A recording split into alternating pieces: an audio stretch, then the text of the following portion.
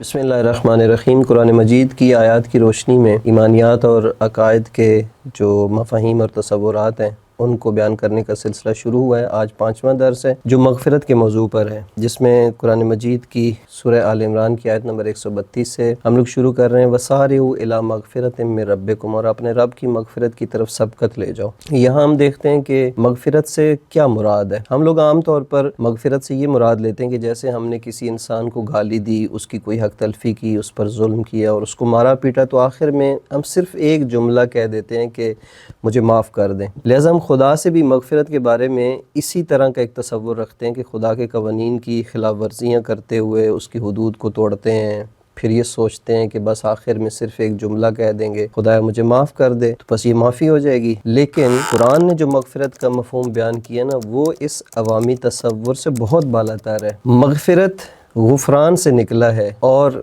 غفران کا مطلب ہے کسی خلا کو پر کرنا، کسی زخم کو بھر دینا۔ جیسے بدن پر کوئی زخم لگے اور گوشت پھٹ جائے تو اس پر ہم مرہم لگاتے ہیں، دوا لگاتے ہیں، وٹامن استعمال کرتے ہیں، انجیکشن لگواتے ہیں تاکہ یہ زخم بھر جائے اور نئے خلیے پیدا کر کے واپس مل جائے اپنی جگہ پر۔ اسی طرح روح بھی ایک جسم کی مانند ہے، اور گناہ اس روح پر ایک زخم ڈالنے کے مترادف ہے، اور گناہ اسی روح پر ایک ضرب اور وار ہے جو روح کو زخمی کر دیتا ہے۔ اب آئیے دیکھتے ہیں کہ روح کا کام کیا ہے اور اس کے زخم سے کیا نقصان پہنچتا ہے۔ انسانی روح جو کمال اور بلندی کی طرف جا رہی ہوتی ہے، لیکن جب انسان گناہ کرتا ہے، خدا نخواستہ لوگوں کا مال کھاتا ہے، ایک لمحے کے لیے شراب نوشی کرتا ہے، سود کھا لیتا ہے، زنا کرتا ہے، جھوٹ بولتا ہے، کسی کی حق تلفی کرتا ہے، تو اس روح کا تکامل رک جاتا ہے۔ اب یہاں پر دیکھیے کہ غفران کا مطلب کیا ہے۔ غفران یعنی روح کے اس نقص اور اس خلا کو پر کرنا، اور اس گناہ کی وجہ سے جتنا وہ انسانیت کے مرتبے اور عروج سے نیچے گر چکا ہے، دوبارہ سے اپنے آپ کو وہاں پہنچائے۔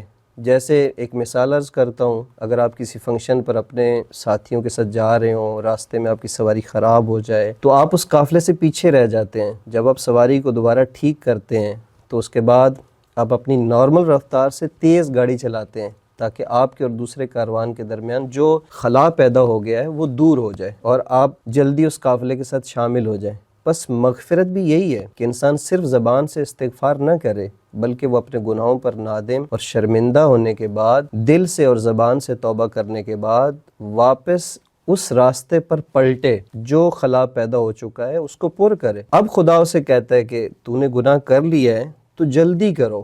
وَسَارِعُوا إِلَىٰ مَغْفِرَةٍ مِّن رَبِّكُمْ، اپنے رب کی مغفرت کے لیے جلدی کرو۔ اور خدا فرماتا ہے میں ضدی نہیں ہوں، بلکہ میں غفار ہوں، بہت زیادہ معاف کرنے والا ہوں۔